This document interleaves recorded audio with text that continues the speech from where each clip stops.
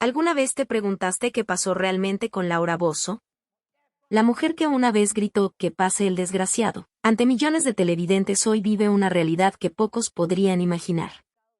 De ser la reina indiscutible de la televisión latinoamericana a convertirse en una fugitiva internacional buscada por Interpol en 195 países. Si te gusta este tipo de contenido donde descubrimos la verdad detrás de las figuras más controversiales del entretenimiento, no olvides darle like a este video, suscribirte al canal y compartir con tus amigos.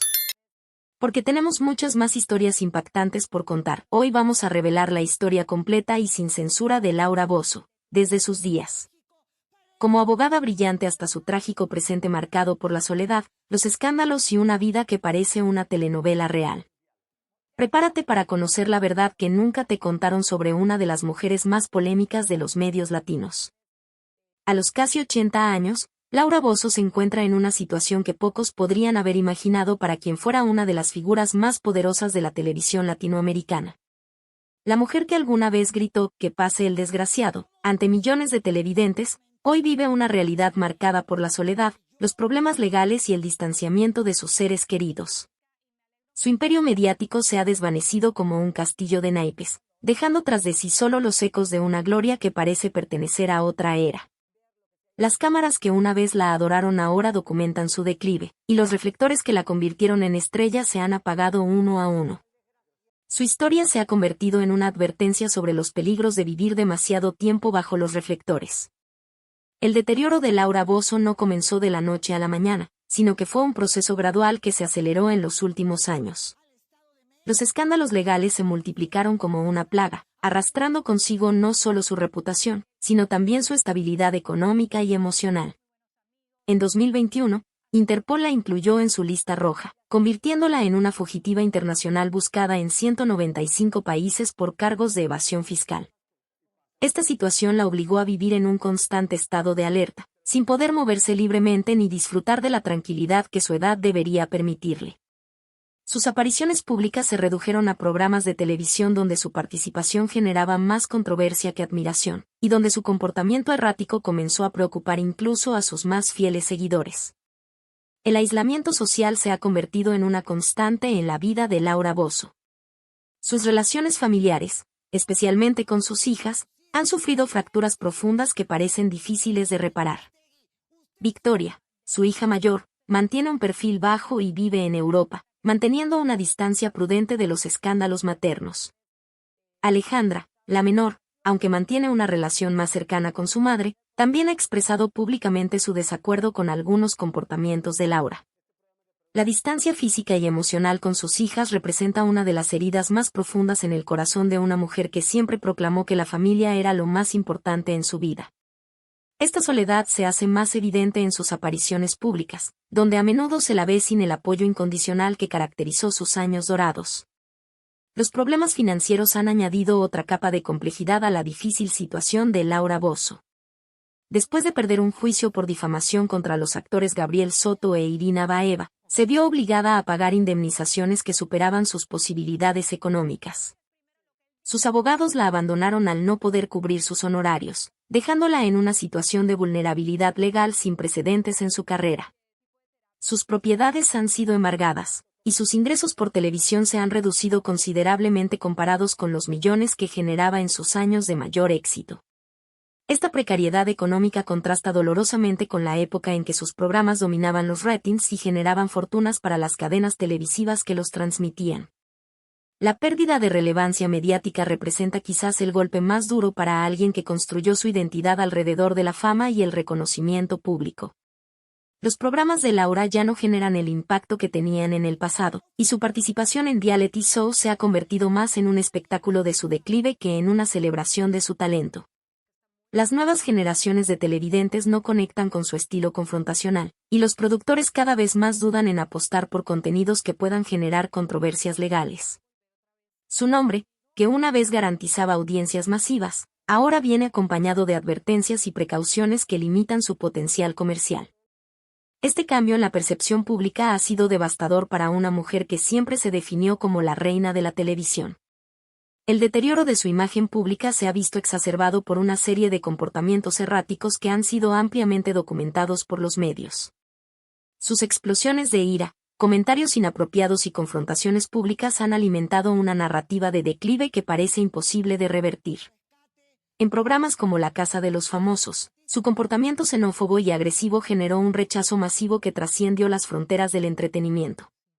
Estos episodios han sido interpretados no solo como errores de juicio, sino como síntomas de un deterioro más profundo que afecta su capacidad de discernimiento. La Laura Bozzo, que una vez fue vista como una defensora de los desamparados, ahora es percibida por muchos como una figura errática y problemática.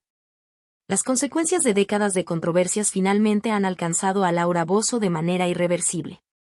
Sus intentos por reinventarse han resultado infructuosos, y cada nueva aparición pública parece empeorar su situación en lugar de mejorarla. Los medios, que una vez la cortejaron como fuente inagotable de contenido, ahora la tratan con una mezcla de morbo y compasión que resulta más dolorosa que el odio declarado. Su legado, que debería celebrar décadas de entretenimiento y advocacy social, está siendo reescrito como una historia de advertencia sobre los excesos de la fama. La mujer que alguna vez proclamó "Yo soy la fama" ahora debe enfrentar la realidad de que la fama puede ser tan destructiva como gratificante. La tragedia de Laura Bozzo radica no solo en su caída, sino en la soledad que la acompaña en este descenso.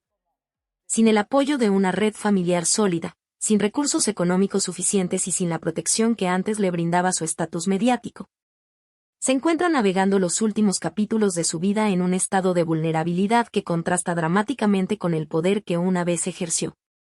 Sus días transcurren entre compromisos televisivos esporádicos, citas legales y tratamientos médicos, una rutina que dista mucho de la emocionante agenda que caracterizó sus años dorados. Esta es la realidad de una mujer que apostó todo a la fama y descubrió demasiado tarde que la fama es un activo que se deprecia con el tiempo. La historia de Laura Bozzo sirve como un espejo en el que se reflejan los peligros de construir una identidad completamente dependiente del reconocimiento público. Su tragedia personal trasciende el entretenimiento para convertirse en una reflexión sobre el precio del éxito cuando éste se construye sobre bases frágiles. A medida que se acerca al final de su carrera y posiblemente de su vida, Laura Bozzo debe enfrentar no solo las consecuencias de sus acciones, sino también la amarga realidad de que el amor del público es tan volátil como las audiencias que una vez dominó.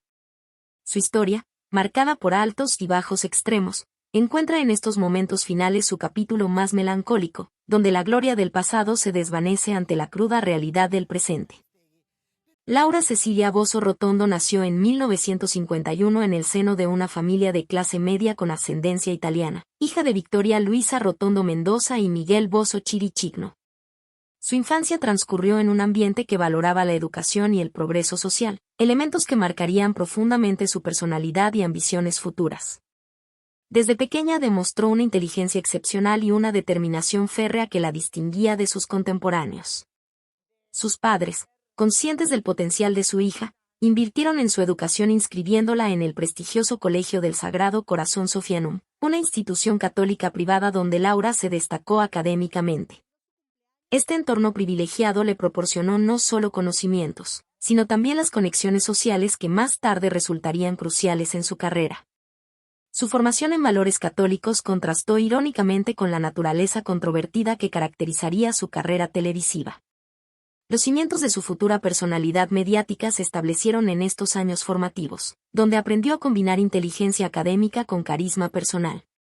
La transición de Laura hacia la educación superior marcó el comienzo de su transformación en una figura pública. Tras completar sus estudios secundarios con honores, ingresó a la Universidad Femenina del Sagrado Corazón, donde comenzó a desarrollar sus habilidades de debate y argumentación que más tarde serían sellos distintivos de sus programas televisivos.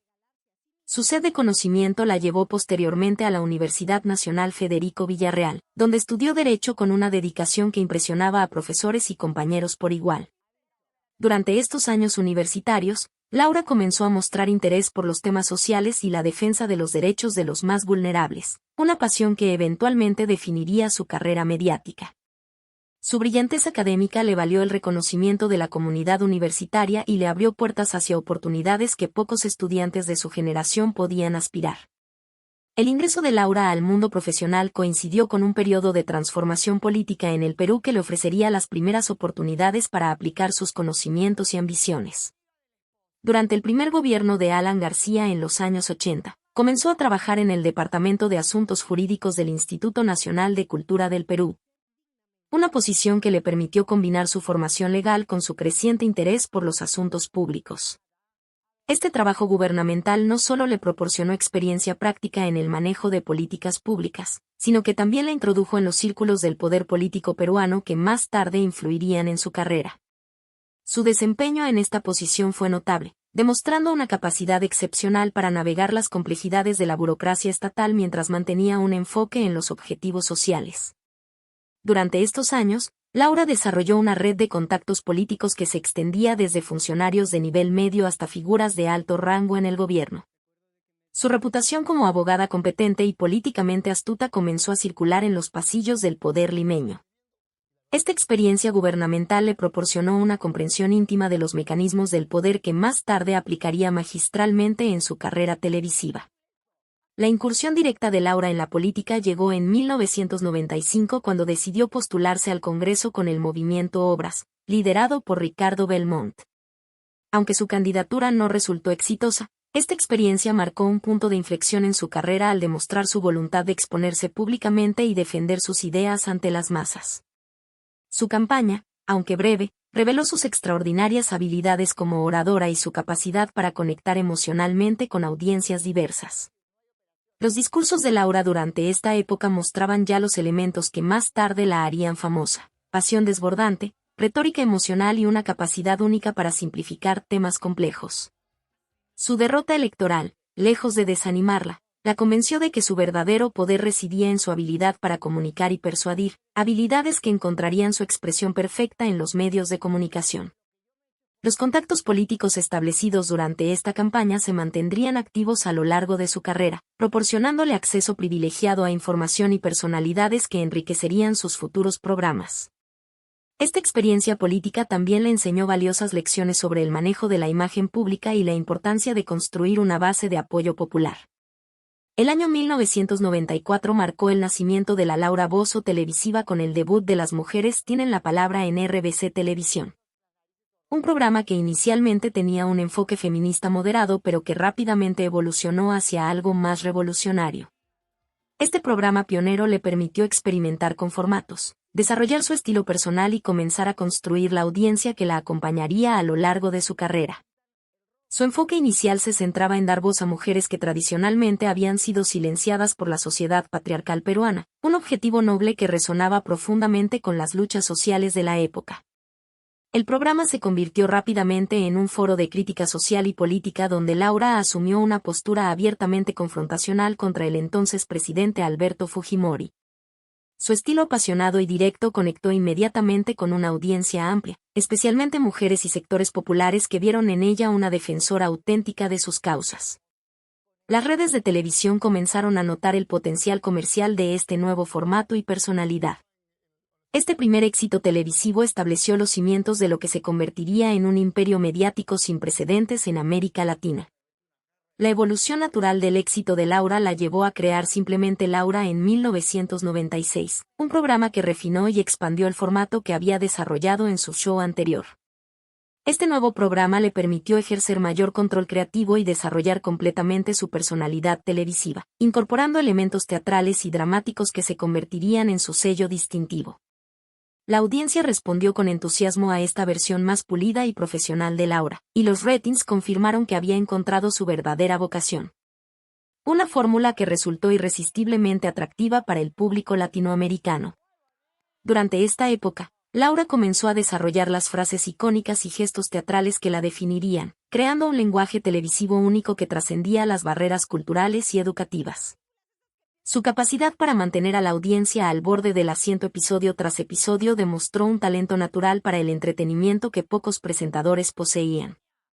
El éxito de Simplemente Laura estableció a Laura como una fuerza imparable en la televisión peruana y sentó las bases para su expansión internacional. El lanzamiento de Intimidades en 1997 representó la culminación de la evolución creativa de Laura y la introducción del formato que la haría mundialmente famosa. Este programa introdujo el uso sistemático de testimonios personales, participación activa del público y un enfoque dramatizado en la justicia social que capturaba la imaginación de millones de televidentes. Este éxito preparó el terreno para el lanzamiento del programa que definiría su carrera y cambiaría para siempre la televisión latinoamericana. La relación entre Laura Bozzo y el poder político peruano alcanzó su punto más controvertido durante los últimos años del régimen de Alberto Fujimori, cuando se reveló su estrecha vinculación con Vladimiro Montesinos, el enigmático jefe de inteligencia que operaba desde las sombras del gobierno. Esta conexión, que inicialmente parecía ser solo profesional, pronto reveló capas más profundas y problemáticas que involucrarían aspectos personales, financieros y políticos que cambiarían para siempre la percepción pública de Laura. Los rumores sobre su relación con Montesinos comenzaron a circular en los círculos políticos limeños a finales de los años 90. Pero la magnitud de esta conexión no se revelaría completamente hasta que el régimen fujimorista colapsó y los archivos secretos comenzaron a salir a la luz.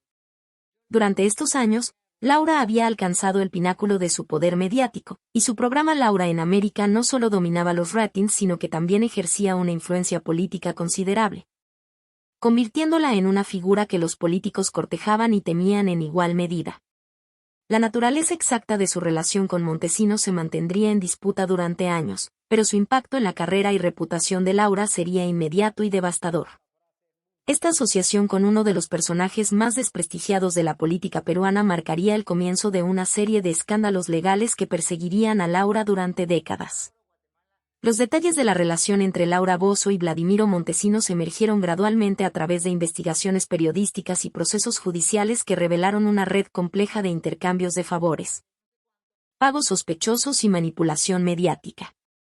Según los reportes filtrados, Montesinos habría utilizado su posición para canalizar fondos gubernamentales hacia Laura, supuestamente a cambio de cobertura mediática favorable al régimen y el silenciamiento de críticas específicas. Las cifras mencionadas en estas acusaciones alcanzaban millones de dólares. Una suma que contrastaba dramáticamente con los ingresos declarados de Laura durante esos años y que despertó sospechas inmediatas sobre la legitimidad de su fortuna. Laura posteriormente describiría su relación con Montesinos como una manipulación emocional donde ella fue víctima de un hombre que supo explotar sus vulnerabilidades personales y profesionales. En declaraciones posteriores, admitió haber estado obsesionada con Montesinos y aseguró que había sido el amor de su vida. Una confesión que añadió una dimensión personal dramática a lo que inicialmente parecía ser solo un escándalo de corrupción. Esta mezcla tóxica de romance, poder y dinero creó un escándalo que trascendía la simple corrupción gubernamental para convertirse en una telenovela real que fascinaba y horrorizaba al público peruano. Las implicaciones de esta relación se extenderían mucho más allá del colapso del régimen fujimorista, marcando permanentemente la biografía de Laura. El desmoronamiento del régimen de Fujimori en 2000 desencadenó una serie de investigaciones que colocaron a Laura Bozzo en el centro de múltiples procesos legales que amenazaban no solo su carrera, sino también su libertad. En 2002, cuando intentó salir del país para grabar un programa en Miami, fue interceptada en el aeropuerto Jorge Chávez y puesta bajo arresto domiciliario. Una medida que simbolizó dramáticamente su caída desde las alturas del poder hasta la condición de sospechosa criminal. En una decisión que reflejaba tanto su astucia legal como su sentido del drama, Laura designó su estudio de televisión como su residencia legal, convirtiendo su lugar de trabajo en una prisión dorada desde donde continuaría produciendo contenido mientras enfrentaba los cargos en su contra. Durante casi 3 años permaneció confinada a este espacio, una situación surrealista donde la mujer que había juzgado a otros en televisión ahora era juzgada por el sistema legal real. Su pareja en ese entonces, Cristian Suárez, un cantante pop argentino 24 años menor, se mantuvo a su lado durante este periodo turbulento, proporcionándole apoyo emocional mientras ella enfrentaba la posibilidad de una condena que podría destruir todo lo que había construido. Esta época de arresto domiciliario se convirtió en una especie de teatro del absurdo donde Laura continuaba grabando programas desde su confinamiento, creando una narrativa meta televisiva donde la realidad y el entretenimiento se fusionaban de manera inquietante. Los procesos legales que siguieron al arresto domiciliario de Laura revelaron la complejidad de su situación legal y la dificultad de determinar la verdad en un caso que involucraba testimonios contradictorios, evidencias circunstanciales y motivaciones políticas entrelazadas. Durante los procedimientos judiciales, Laura alternó entre admitir ciertas irregularidades y defenderse vigorosamente contra las acusaciones más serias. creando un espectáculo legal que rivalizaba con sus propios programas televisivos en términos de drama y suspense. Su defensa se basó en argumentar que había sido manipulada por Montesinos, quien había aprovechado tanto su vulnerabilidad emocional como su ambición profesional para involucrarla en esquemas que ella no comprendía completamente. Los medios peruanos siguieron cada desarrollo del caso con una intensidad que reflejaba tanto el interés público genuino como el morbo de ver caer a una figura que había alcanzado alturas extraordinarias de fama y poder. En 2006, aunque fue finalmente absuelta del cargo de conspiración criminal, Laura fue condenada por peculado, un delito que involucraba el mal uso de fondos públicos y que confirmaba al menos parte de las acusaciones en su contra. El haber cumplido su condena bajo arresto domiciliario le permitió evitar la cárcel, pero su imagen en Perú quedó profundamente dañada, marcando el final de una era y forzándola a buscar nuevos horizontes donde pudiera reconstruir su carrera y reputación. La revelación de que varios episodios de los programas de Laura habían sido fabricados añadió otra capa de escándalo a una situación ya compleja, cuestionando no solo su integridad legal sino también la autenticidad de toda su obra televisiva. Periodistas investigativos revelaron que actores habían sido pagados para fingir ser víctimas en situaciones dramáticas. Una práctica que transformaba lo que supuestamente era televisión de realidad en entretenimiento completamente fabricado. Un episodio particularmente infame titulado Hago lo que sea por dinero incluyó humillaciones extremas como lamer axilas de desconocidos o comer ajíes picantes. Contenido que resultó ser completamente orquestado para maximizar el impacto emocional en la audiencia. Estas revelaciones no solo dañaron la credibilidad específica de Laura, sino que también cuestionaron la integridad de todo el género de televisión de realidad en América Latina, estableciendo un precedente de escepticismo que perdura hasta hoy, pero estas explicaciones fueron insuficientes para restaurar la confianza del público. Métodos de producción. El exilio forzoso de Laura Bozzo a México a finales de los años 2000 marcó el comienzo de una nueva fase en su carrera donde intentaría reinventarse mientras lidiaba con las consecuencias persistentes de sus escándalos peruanos. El lanzamiento de Laura de Todos a través de Azteca América representó su primer intento serio de reconstruir su imperio mediático en territorio mexicano, conservando elementos de su formato original mientras adaptándose a sensibilidades culturales diferentes. El matrimonio de Laura Bozzo con Mario de la Fuente Valareso en 1980 representó, en su momento, la promesa de una vida estable y próspera que contrastaba dramáticamente con el caos que más tarde caracterizaría su existencia personal. Mario, un respetado abogado peruano, parecía ser la pareja perfecta para una mujer ambiciosa que aspiraba a combinar éxito profesional con estabilidad familiar. A medida que Laura en América ganaba popularidad y su personalidad pública se volvía más dominante y controvertida, la tensión en su hogar se intensificaba proporcionalmente, creando un ambiente donde el éxito profesional se alimentaba del sacrificio de la armonía familiar. Mario de la Fuente, acostumbrado a una vida profesional respetable y discreta, se encontraba cada vez más incómodo con la exposición mediática constante que venía acompañada del éxito de su esposa, especialmente cuando esa exposición comenzó a incluir escándalos y acusaciones que afectaban la reputación de toda la familia. Las largas horas que Laura dedicaba a sus programas, combinadas con las demandas emocionales de mantener su personaje televisivo, dejaban poco tiempo y energía para nutrir su relación matrimonial, creando un ciclo vicioso donde el éxito profesional se convertía en el enemigo de la felicidad personal. Los problemas se agravaron cuando comenzaron a circular rumores sobre la relación de Laura con Vladimiro Montesinos, rumores que, independientemente de su veracidad completa, crearon una situación insostenible para un matrimonio que ya estaba bajo presión por múltiples factores. La situación se volvió particularmente tensa cuando las investigaciones sobre corrupción comenzaron a involucrar directamente a Laura, poniendo a Mario en la posición imposible de defender públicamente a una esposa cuyas acciones él mismo cuestionaba privadamente. Para el año 2000, las grietas en su matrimonio se habían convertido en abismos irreparables que ningún esfuerzo de reconciliación podría cerrar. La separación definitiva de Laura y Mario en 2002 coincidió traumáticamente con el arresto domiciliario de Laura, creando una tormenta perfecta de crisis personal y legal que marcaría uno de los periodos más oscuros en la vida de la comunicadora. El divorcio no fue simplemente la disolución legal de un matrimonio fracasado, sino el colapso público de lo que había sido presentado como una historia de éxito integral. donde una mujer había logrado aparentemente tenerlo todo: carrera, familia y reconocimiento social. La ironía cruel de que su mundo personal se desmoronara precisamente cuando sus problemas legales la confinaban a su estudio de televisión creó una situación donde Laura se encontraba literalmente prisionera no solo de la justicia, sino también de su propia fama y de las consecuencias de las decisiones que habían destruido su vida familiar. Durante este periodo de crisis múltiple, Laura tuvo que enfrentar no solo la pérdida de su libertad de movimiento, sino también la pérdida de la estabilidad familiar que había sido su ancla emocional durante más de 2 décadas. Sus hijas, entonces adolescentes, se vieron forzadas a navegar no solo el divorcio de sus padres, sino también la vergüenza pública de tener una madre que era figura nacional de controversia y escándalo. La combinación de arresto domiciliario y divorcio creó un aislamiento emocional que Laura describía como más doloroso que cualquier condena legal, y que estableció patrones de soledad y desconfianza que la acompañarían durante el resto de su vida. Este periodo también marcó el comienzo de una relación complicada con sus hijas, quienes comenzaron a percibir que las decisiones profesionales de su madre habían contribuido directamente a la destrucción de su estabilidad familiar.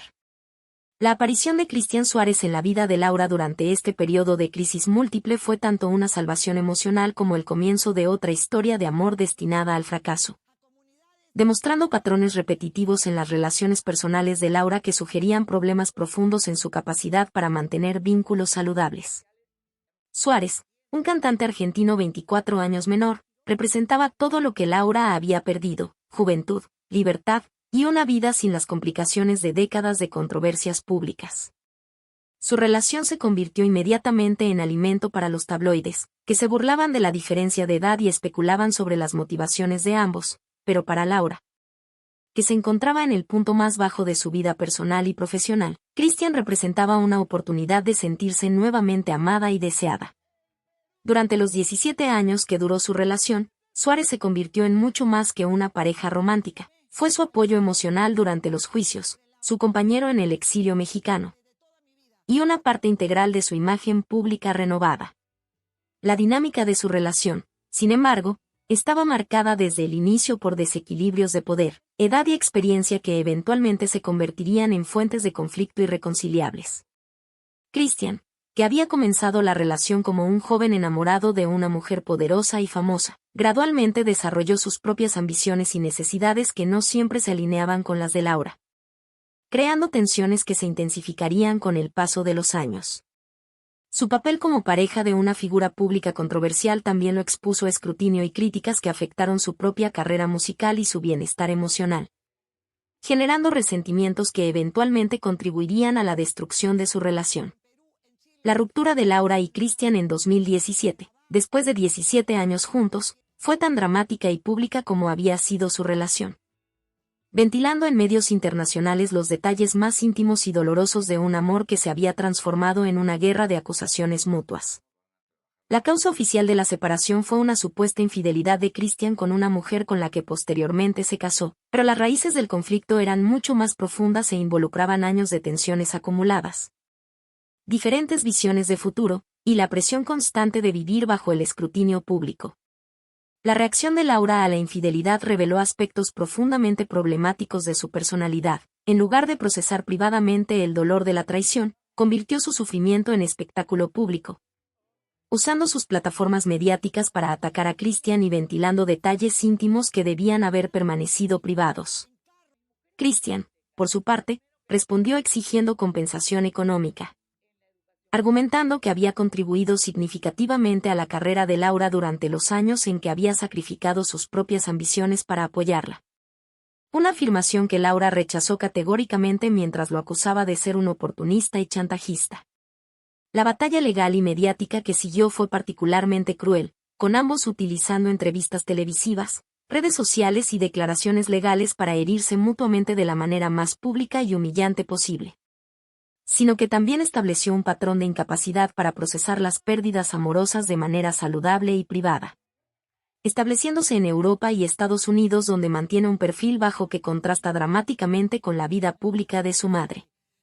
Su decisión de vivir lejos no solo representa una estrategia de autoprotección, sino también una forma silenciosa de expresar su desaprobación hacia las elecciones de vida de Laura.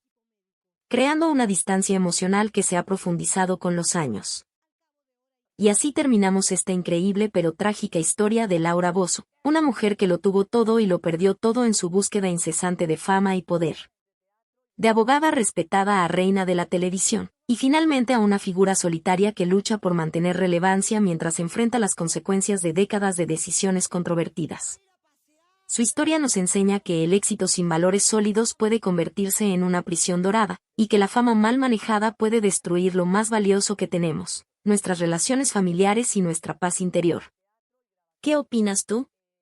¿Es Laura Bozzo una víctima de las circunstancias o la arquitecta de su propia tragedia? Déjanos tu opinión en los comentarios. Si esta historia te impactó tanto como a nosotros, dale like. Suscríbete y comparte para que más personas conozcan estas historias que caminan en la cuerda floja entre la tragedia y la televisión. Nos vemos en el próximo video.